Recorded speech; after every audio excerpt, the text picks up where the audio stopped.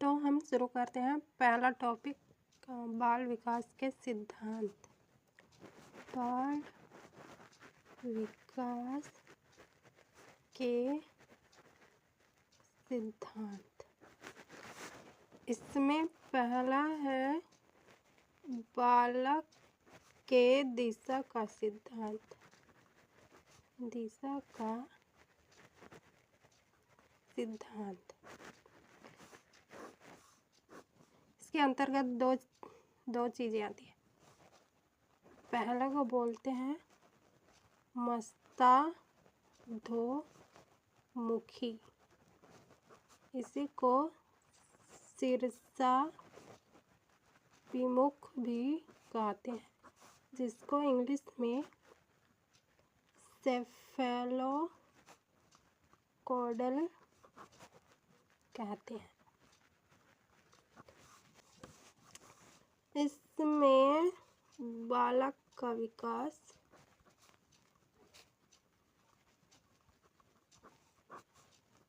सिर से पाँव की ओर होता है, हेड टू टो, और दूसरा में आएगा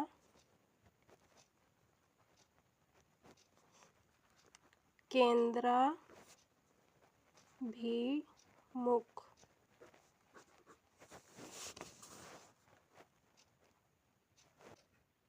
प्रॉक्सिमोडल, इसे को समीपस्थ विकास का सिद्धांत भी कहते हैं।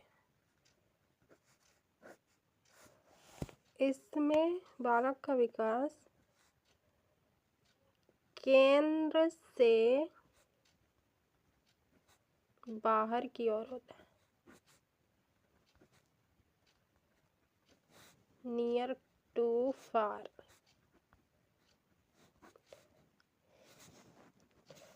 बालक का दिशा का सिद्धांत सिर्फ शारीरिक विकास है। शारीरिक विकास। इसका दूसरा सिद्धांत है परस्पर संबंध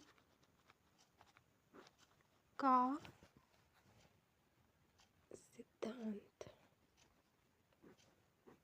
जो थॉर्नडाइक द्वारा दिया गया है। परस्पर संबंध का सिद्धांत में विकास के सभी क्षेत्र एक दूसरे से जुड़े होते हैं। शारीरिक, सामाजिक और मानसिक,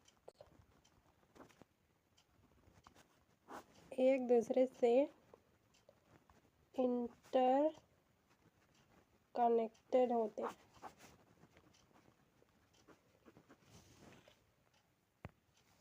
जो एक दूसरे को प्रभावित भी करते हैं। एक दूसरे को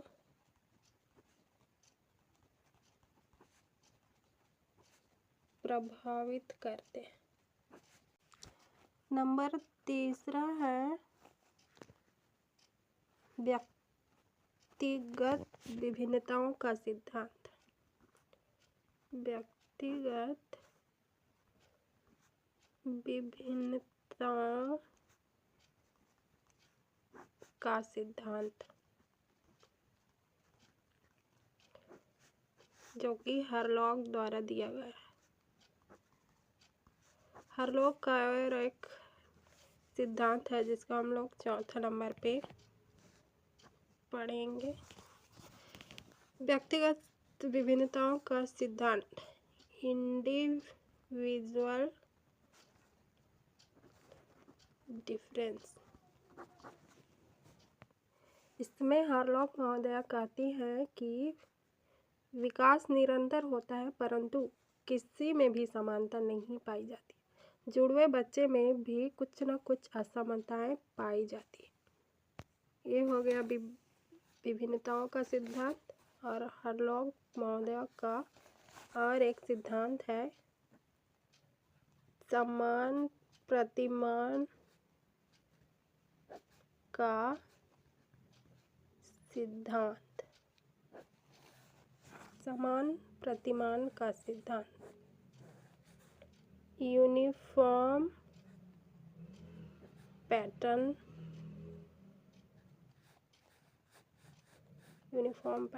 प्रतिमान कोई प्रतिरूप या प्रतिदर्श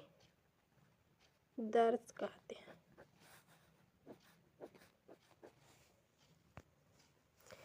इसमें बताया गया है कि जाति समान हो तो उसका विकास भी एक समान ही होगा, चाहे वह दुनिया के किसी भी कोने में हो। जैसे बिल्ली के बच्चे का विकास बिल्ली जैसे ही होगा, चाहे वह भारत में रहे या फिर ऑस्ट्रेलिया में। पांचवा है सामान्य से विशिष्ट की ओर। सामान्य से विशिष्ट की ओर। General to specific. इसमें बच्चा पहले सामान्य क्रिया करेगा, उसके बाद विशिष्ट क्रिया, जैसे पहले उठना, फिर चलना, फिर दौड़ना। तो छठवां हम देखेंगे एकीकरण का सिद्धांत। एकीकरण का सिद्धांत। इंटीग्रेशन, या इसी को कोऑर्डिनेशन भी कहते हैं। इसमें बच्चा पहले अपने संपूर्ण अंग को चलाना सीखता है, उसके बाद अंग के किसी भाग को, इसको हम ग्रॉस टू फाइन भी बोल सकते हैं, जिसमें बालक अपने पहले संपूर्ण अंग को चलाना सीखेगा, उसके बाद अंग के किसी भाग को। अगर ऐसा क्वेश्चन आ जाए कि कोई बच्चा पहले पेन को पकड़ने के लिए पूरा हाथ का यूज़ करता है, उसके बाद उसके उंगली को, तो इसमें कौन सा सिद्धांत आएगा? सामान्य से विशिष्ट, एकीकरण, या फिर प्रॉक्सी मॉडल? तो इसमें अगर तीनों ऑप्शन में होंगे तो इसका आंसर उपयुक्त तीनों आएगा। सातवां हम देखेंगे गुणनफल का सिद्धांत। गुणनफल का सिद्धांत, जिसमें दो चीज़ें आएंगी, पहला वातावरण और वंशानुक्रम के गुणनफल का सिद्धांत, और इसी में दूसरा आएगा परिपक्वता और अधिगम के गुणनफल का सिद्धांत।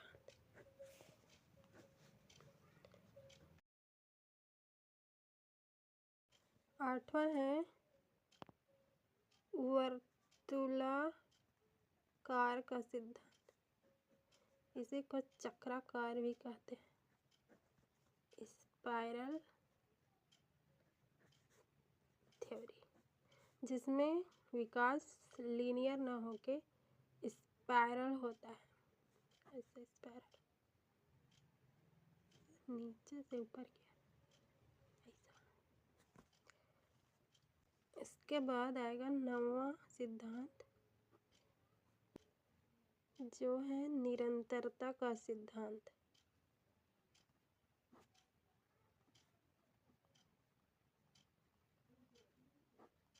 जिसमें विकास जन्म से लेके मृत्यु तक चलती है। 10वां है विकास के गति का सिद्धांत।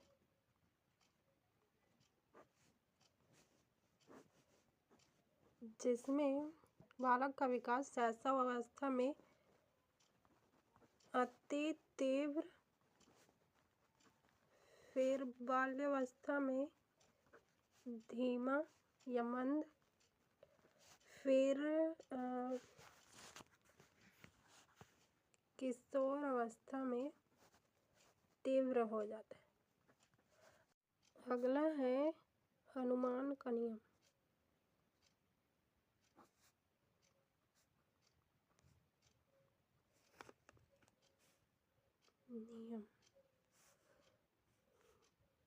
जिसको पूर्वानुमेय भी कहते हैं, जो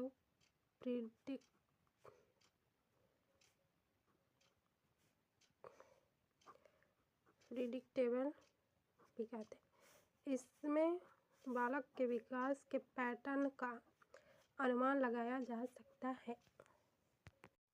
तो हमने अभी बालक के विकास के सिद्धांत में 12 सिद्धांत पढ़े हैं, जिसमें पहला है बालक की दिशा का सिद्धांत, जिसमें सेफोलोकोडल और प्रॉक्सिमोडल, और दूसरा आता है परस्पर संबंध का सिद्धांत, फिर तीसरा व्यक्तिगत विभिन्नताओं का सिद्धांत, फिर समान प्रतिमान का सिद्धांत, फिर सामान्य से विशिष्ट की ओर, फिर एकीकरण का सिद्धांत, फिर गुणनफल का सिद्धांत, जिसमें वातावरण और वंशानुक्रम और एक ठो परिपक्वता और अधिगम का सिद्धांत, फिर 8वां में वर्तुलाकार, जिसको स्पाइरल बोलते हैं, का सिद्धांत, फिर 9वां निरंतरता का सिद्धांत, फिर विकास के गति का सिद्धांत, फिर 12वां आता है अनुमान का नियम, जिसको पूर्वानुमेय बोलते हैं, प्रिडिक्टेबल।